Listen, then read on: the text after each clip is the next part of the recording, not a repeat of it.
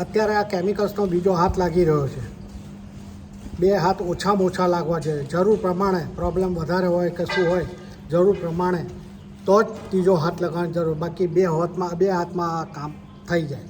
આ જ waterproofing સિમેન્ટિસનું waterproofing છે અને સિમેન્ટના સ્ટ્રક્ચર ઉપર આ જ વોટરપ્રૂફિંગ લાગે, બીજી કોઈ પણ વસ્તુ લાગે નહીં. બજારમાં તમે જોઈ હશે કે ઘણી બધી વસ્તુઓ પ્રોડક્ટ્સ વ્હાઇટ મળે છે.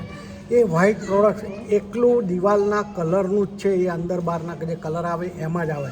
અને કલરમાં તો કેવું છે કે 2 કે 4 વર્ષે કે 5 વર્ષે જેમ તમારે દિવાલમાં કલર કરાવવો પડે એ રીતે આ છતમાં જો તમે વ્હાઇટ પ્રોડક્ટ લગાડી હોય તો ભવિષ્યમાં 2 કે 4 વર્ષે કે 5 વર્ષે ફરી પાછું તમારે આ કરાવવાની જરૂર પડે.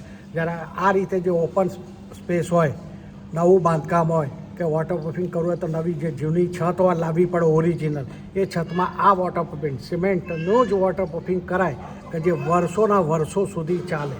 અને સિમેન્ટનું સ્ટ્રક્ચર હોવાના કારણે સિમેન્ટનું વોટરપ્રૂફિંગ પરફેક્ટ બોન્ડિંગ આપે અને બધી ક્રેકો સિલઅપ થાય અને લીકેજનો પ્રોબ્લેમ આપણો દૂર થાય. આ વસ્તુ બહુ અગત્યની છે. તમે સમજો, બીજાને પણ સમજાવો.